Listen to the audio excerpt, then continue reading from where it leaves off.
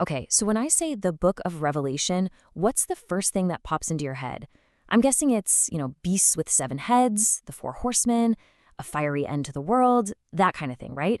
Well, get this. Today, we're diving into a wild theory that claims we've been reading it all wrong for the past 2,000 years.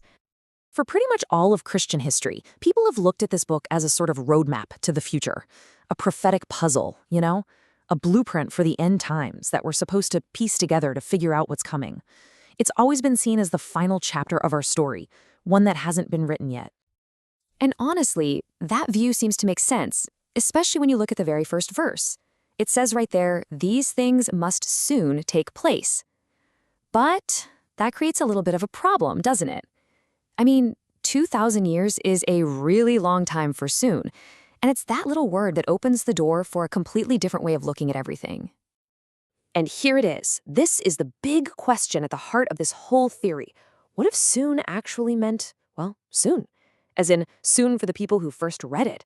What if the entire book isn't about our future at all, but about a massive event that happened way back in the past? So this is the core idea from Noel Robertson Platt's work. You've got the traditional view on one side, Revelation as a prophecy about the future. But he suggests something totally different, Revelation as an allegory about the past. And not just any past event, a highly symbolic, epic retelling of the Easter story, the suffering, death, and resurrection of Jesus. So what does that even mean? How can a book famous for predicting the end of the world actually be a story about something that already happened? Let's unpack this idea of it being an allegory. Okay, so an allegory is basically a story that's working on 2 levels at once. You have the surface story, in this case, all the mystical, crazy stuff with angels and demons and cosmic battles. But underneath all that, there's a hidden, deeper meaning. The symbols and actions on the surface are all there to point you to something else. And this is the key. According to this theory, all those wild visions, they aren't the main point. They're just the vehicle. The real point, the underlying reality the story is trying to emphasize, is the historical, physical, flesh and blood events of Easter week. That bizarre imagery is just there to show us how incredibly important those events really were. But that brings up a huge question, right? Why? I mean, why go to all the trouble of writing this incredibly complex, coded allegory? Why not just tell the story straight? Well, like any good mystery, the theory says there was a very specific motive, and it came from a major crisis that was threatening the early church. And the villain in this story is an early heresy called Docetism. Now, the Docetists believed that Jesus was a purely spiritual being, kind of like a phantom. They argued that he only seemed human, which meant his suffering and his death on the cross, well, they weren't real. It was all just an illusion. So here's the proposed chain of events, and it's actually pretty compelling. First, this docetic heresy starts spreading, saying Jesus never really suffered. The Apostle John sees this as a huge threat to the faith.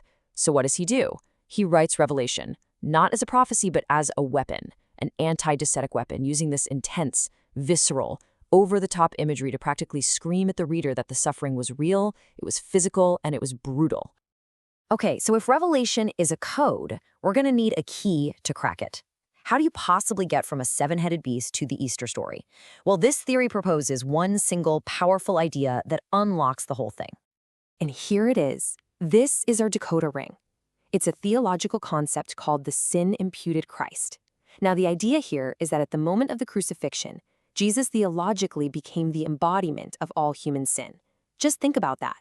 He took on every evil thing ever done, and in that state was seen by God as the absolute pinnacle of wickedness. And that leads us to the method. It's a one-for-one atoning substitution. It's simple, really. Every time you see a major evil character in Revelation, a beast, a dragon, whatever, you swap them out with this idea of the sin-imputed Christ. It's like a substitution cipher, and once you start using it, the whole allegory supposedly opens up. All right, let's put this to the test. Let's see how it works with a real-world example. We're going to take maybe the most infamous figure in the whole book, the Great Whore of Babylon from chapter 17, and see what happens when we run her through this allegorical decoder. So how does this actually play out in the text itself? I mean, how do you get from this grand symbol of sin and empire all the way to the crucifixion of one man? Let's look at the specific swaps the theory makes. Okay, first up, the main character. The theory says the great whore of Babylon, the ultimate symbol of corruption and sin, is an allegory for the sin-imputed Christ on the cross. Why? Because in that moment, when he's bearing all the sin of the world, he is, allegorically, the ultimate embodiment of evil. From God's perspective at that instant, there's no difference. And it doesn't stop there. This scarlet beast that the whore is riding on, that represents the cross itself, the very instrument of execution. And those 10 horns on the beast, the ones described as attacking the whore, the theory says those are the crucifixion nails, the actual things that are piercing his flesh. Now, this is where it all circles back to that anti-docetic motive we talked about. The theory claims the text is just packed with these little allusions to the physical reality of being crucified. The whore is drunken, right? Well, victims were offered pain-numbing wine. The horns eat her flesh, just like nails dig into flesh. They burn her with fire, a perfect metaphor for the burning fevers you'd get from those wounds. She's made naked, just as victims were on the cross. Every single detail is a symbolic jab, reinforcing that this was a real, brutal, physical event. But maybe the biggest piece of evidence for this theory, what the author himself calls the smoking gun, isn't just about one symbol. It's about the order that these symbols appear in, chapter after chapter. So when you apply this sin-imputed Christ substitution across the board, a very clear sequence starts to emerge. Revelation 16 becomes an allegory for Christ's passion, his suffering. Chapter 17, which we just looked at, depicts his death.